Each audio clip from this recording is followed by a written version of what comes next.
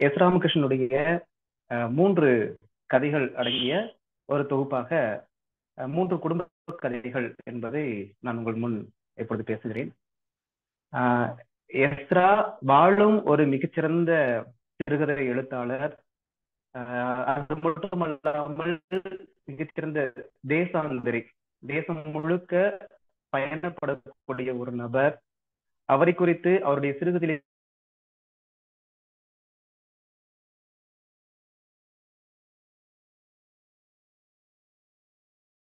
3 கதைகளை எழுதியிருக்கிறாரு. அதுல முதல் கதை அப்படிங்கிறது பீங்கான் நாரைகள் அப்படிங்கிற கதை, இரண்டாவது ஞப்போல் வலை, மூன்றாவது இல்லறம் அப்படிங்கிற ஒரு 3 கதைகளை நமக்கு சுட்டி காட்டுறாரு. அதுல இதுக்கு முன்பு சிறுகதைகளுடைய வாசிப்பு நமக்கு இருக்கும் பட்சத்தில் அம்பை எழுதிய காட்டில் ஒரு மான் அப்படிங்கிற கதையும், சூட கொடுத்தவள் கோபாலகிருஷ்ணன் எழுதின சூட கொடுத்தவள் அப்படிங்கிற கதையும் இதுக்கு முன்பு நான் வாசித்த கதைகள் ஒண்ணு. இந்த பீங்கானார்கள் பார்க்கும் பொழுது எனக்கு அந்த கதைகளினுடைய சாரம் அப்படிங்கிறது வெளிப்பட்டது. இன்னும் சொல்ல போனா ஒரு நடுத்தர குடும்பத்துல வாழக்கூடிய ஒரு பெண்கள், அவர்களுடைய உள போராட்டம், அவங்களுடைய உளம் எப்படிப்பட்டது அப்படிங்கிறதெல்லாம் அந்த கதைகளின் வாயிலாக நம்மளால கொஞ்சமாவது உணர்ந்து தெளிய முடியும் அப்படின்னு பாக்குறோம். ஏன்னா இந்த பீங்கானார்களுடைய கதையை வந்துட்டு நான் சுருக்கமா சொல்லிடுறேன். அம்மாவுக்கு வந்துட்டு 38 வருஷமாவே என்ன பண்றாங்க அப்படின்னா தரைய வெறித்து பார்த்துக்கிட்டே இருக்கிறாங்க, உற்று நோக்கி பார்த்து. இந்த கதையை வந்துட்டு அந்த குடும்ப உறுப்பினரே சொல்லக்கூடிய நிகழ்வாக இது அமையுது. அம்மா தரையை வெறுத்து பார்த்துட்டே இருக்கிறாங்க, 38 வருஷமா பார்த்துட்டு இருக்கிறாங்க. இதுக்கு என்ன காரணம் அப்படிங்கிறது என்னால யூகிக்க முடியல. ஆனா ஒரு சமயம் அப்பா சொல்லியிருக்கிறாரு, அம்மா வந்துட்டு தன்னுடைய 17 வயசுல இருக்கும் பொழுது அப்பா பர்மாவிலிருந்து ஒரு பீங்கான் கண்ணாடி ஒண்ணு வாங்கிட்டு வந்திருக்கிறாரு. அந்த பீங்கான் கண்ணாடி சீன களிமண்ணால் செய்யப்பட்ட ஒரு கண்ணாடியா இருக்கு, ஒரு பாத்திரமா இருக்குது. அந்த தேநீர் கோப்பையில வந்துட்டு ரொம்ப அழகான 2 நார்களினுடைய உருவம் அப்படியே தங்க சித்திரம் போல வந்து வரையப்பட்ட உருவமாக இருக்குது.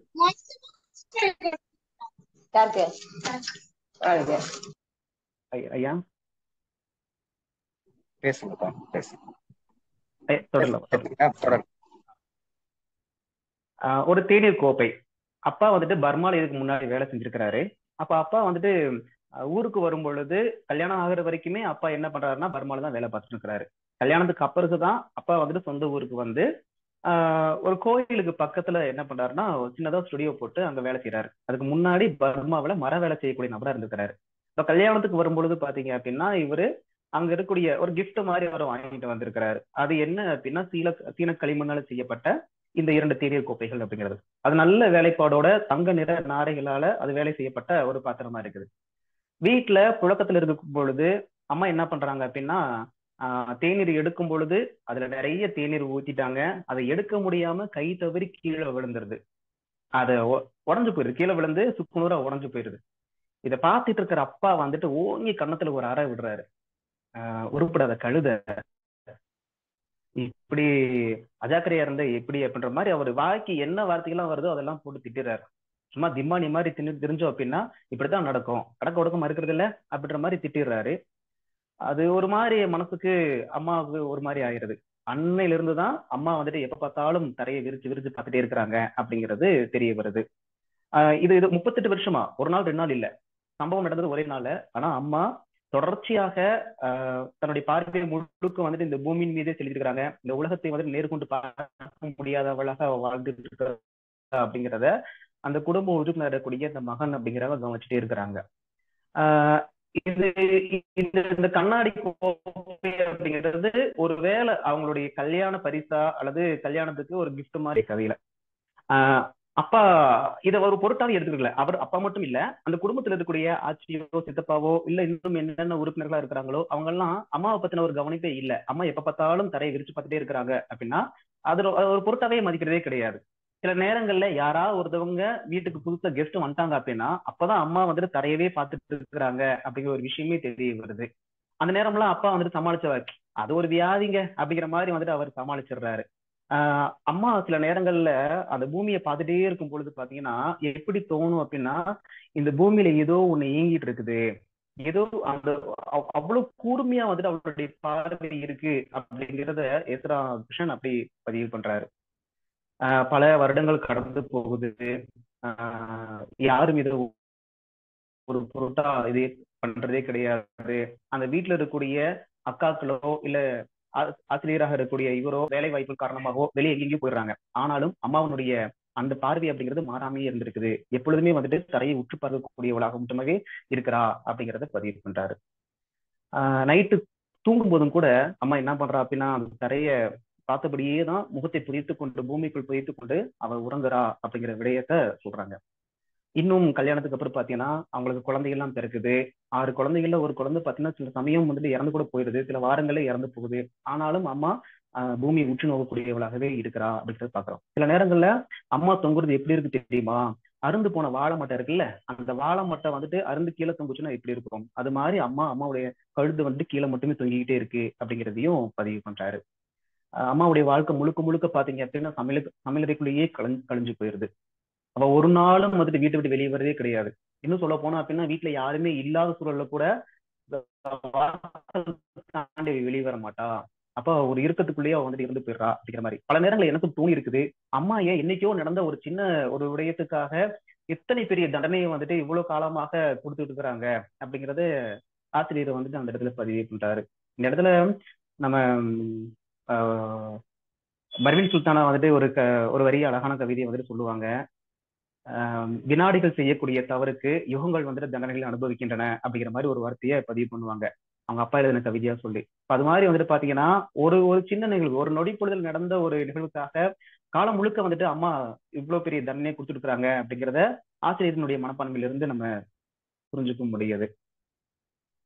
சில நேரங்கள்ல இது காலங்கள் உருண்டு போயிட்டே இருக்குது. சமையலறைக்குள்ள வேலை செஞ்சுட்டு இருக்கும்போது ஒரு ஏதோ ஒண்ணு கீழே விழுந்து அதனால சவுண்ட் வந்துச்சு அப்படின்னா அம்மா பெருத்த குரல் எடுத்து அது கூட சண்டை போடுறாங்க, இல்ல அது திட்டுற மாதிரி இருக்கும். அந்த ஓசையெல்லாம் கேட்கும்போது பாத்தீங்கன்னா வீட்டுல அம்மா யாருக்கிட்டே பேசிட்டு இருக்காங்க போட்டிருக்கு அப்படிங்கிற மாதிரி தான் தோணும். ஆனா அம்மா யாருக்கிட்டையும் பேசல, அவ தானா வந்துட்டு பேசிட்டு இருக்கிறா. காலங்கள் எவ்வளவு உருண்டு போனதுக்கு பிறகு இவங்க எல்லாம் பெரியவங்க ஆகி வெளியில போனதுக்கு அப்புறம் பாத்தீங்க அப்படின்னா இவங்க தனித்து வாழக்கூடிய ஒரு சூழல் ஏற்படுது. அப்பாவும் அம்மாவும் மட்டுமே தனித்து வாழக்கூடிய ஒரு சூழலும் ஏற்படுது. அப்பயும் கூட அம்மாவுக்கு சமையலறை வேலைகள் வந்துட்டு ஓயவே இல்லை. சமையலறைக்குள்ளேயே வந்துட்டு தன்னுடைய வாழ்நாளை கழிச்சுட்டே இருக்கிறாங்க. ஒரு நாள் திடீர்னு அப்பா என்ன பண்றாரு அப்படின்னா பாத்ரூம் போகும்பொழுது வந்துட்டு அதனுடைய லைட்டை போடாம விளக்க போடாமையே உள்ள போய் வழிக்கு விழுந்துடுறாரு. அதனால பெருத்த காயம் ஏற்பட்டு ஆஸ்பத்திரியில அட்மிட் பண்றாங்க. அப்பொழுதும் கூட அம்மா என்ன பண்றாங்கன்னா சமையல் வேலையை நிப்பாட்டாம சமையல் வேலை பண்ணிக்கிட்டே இருக்கிறாங்க. திடீர்னு ஒரு நாள் அப்பா வந்துட்டு இறந்து போய் அந்த சடலத்தை வீட்டுக்கு கொண்டு வராங்க.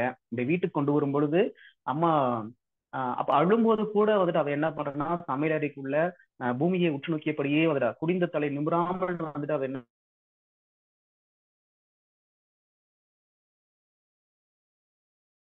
வந்துட்டு கொண்டு போலான்னு முனையும் பொழுது அவ வீட்டுக்குள்ள இருந்து ஓடி வந்து அந்த சடலத்துக்கு முன்னாடி நின்று அப்பதான் தலையை நிமிர்த்து பார்த்து ஒரு வார்த்தை சொல்றா, எங்க நான் வேணும்னே அந்த பீங்கான் கண்ணாடியை உடைக்கலங்க அப்படின்ற மாதிரி சொல்லிட்டு அவ மீண்டும் வந்தவர்களுக்காக அந்த இறுதி கரியத்துக்கு வந்தவர்களுக்காக கருங்காவி போடுவதற்காக மீண்டும் சமையலுக்குள்ள போறா அப்படிங்கிற மாதிரி இந்த கதை வந்துட்டு அமைஞ்சிருக்கு. அன்றாடம் வாழ்வியல்ல நடக்கக்கூடிய சாதாரண நிகழ்வுகள் தான்.